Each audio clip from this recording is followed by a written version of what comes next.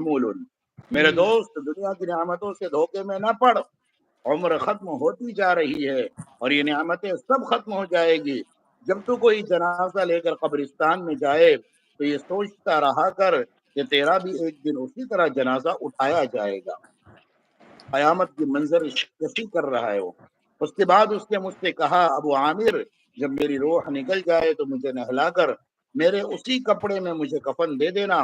میں نے کہا، میرے محبوب اس میں کیا حرج ہے کہ میں تیرے کفن کے لیے نئے کپڑے لے آؤں؟ اس نے جواب دیا، نئے کپڑوں کے لیے زندہ لوگ زیادہ مستحق ہے۔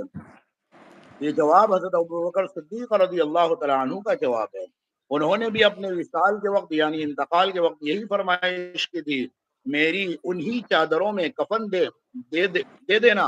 اور جب نیا یا بہرحال ان سے نئے کپڑے کی اجازت چاہی گئی تو انہوں نے یہی جواب دیا تھا۔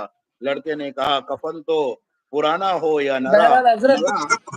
حضرت سنیں میری بات، اس کے اندر جو ایک جملہ جو آیا ہے یہ ہارون رشید کے بیٹے کے واقعے کے اندر، کہ بہت معنی خیز جملہ ہے، جو عربی کا جو جملہ آپ نے پڑھا، یا صاحبی لا تغتر بتنعم، اے میرے دوست دھوکے میں نہ پڑ نعمتوں کی وجہ سے، یعنی اور آگے فرمائے فالعمر ينفض والنعیم یزول، کہ عمریں ختم ہو رہی ہے اور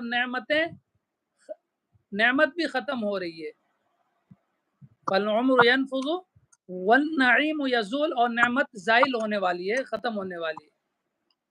تو بہت سمجھنے والی چیز ہے نا ظاہر سی یہ بات ہے، چیزیں۔ یعنی یہ احساس پیدا کیا جا رہا ہے کہ جس دنیا کے پیچھے پڑھ کر ہم اپنے رب موبائل کو کے قریب آئیں۔ بالکل قریب ہے ہاں کہ دنیا کی نعمتوں کے پیچھے پڑھ کر ہم اپنے رب کو بھول جاتے ہیں، تو یاد رکھیں اس رب سے ملاقات یقینی ہے اور دنیا کی نعمت فانی ہے، یہ بتلانا چاہ بالکل رہا ہے۔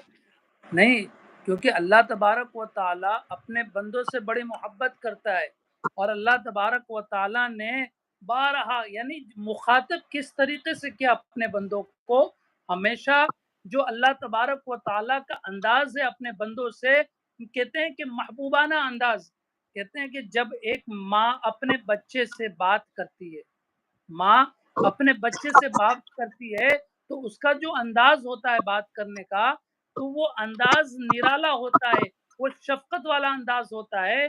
کہتے ہیں اللہ تو کہتے ہیں کئیوں ماں سے زیادہ محبت کرتا ہے، تو اللہ کا انداز کیا ہوگا؟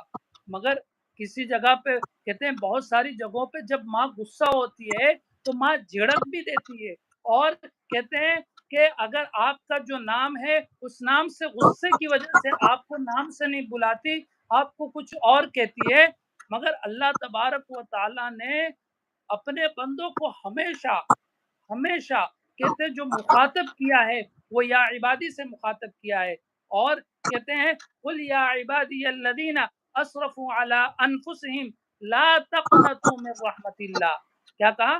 لا تقنطوا من رحمت اللہ ان اللہ یغفر الذنوب جميعا انہ هو الغفور الرحیم، انہ هو الغفور الرحیم، کہ وہ کہتے ہیں کہ اللہ تبارک و تعالیٰ نے جو بات کہی یہاں پر جو مخاطب کیا بندوں کو کہ قل یا عبادی، اے میرے بندو، اے میرے بندو، کہ یہ اس کے اندر بڑی ایک شفقت ہے۔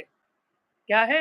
ایک شفقت ہے کہ اگر تم نے اپنے نفس کے اوپر زیادتی کر لی ہے نا، بتقاضۂ بشریت تم سے خطائیں ہو گئی ہے، بتقاضۂ بشریت تم سے گناہ ہو گیا ہے، تو لا تقنطوا من رحمت اللہ، اللہ کی رحمت سے نا امید نہ ہو، ان اللہ یغفر الذنوب جميعا، اللہ تبارک و تعالی تمام کے تمام گناہوں کو معاف کر دے گا، انہ هو الغفور الرحیم، وہ بڑا معاف کرنے والا اور رحم کرنے والا ہے۔ یہ اللہ تبارک و تعالیٰ نے اپنی صفت کو بیان کیا ہے۔ کیا کیا ہے؟ اپنی صفت کو بیان کیا ہے کہ بتقاضۂ بشریت تجھ سے گناہ ہو سکتے ہیں، بتقاضۂ بشریت تو غلط راستوں پہ جا سکتا ہے، مگر اگر تو چلا گیا اور تجھے اللہ کی طرف واپس آنا ہے تو اللہ تبارک و تعالیٰ نے کہہ دیا کہ تو اس چیز سے کہ اللہ تبارک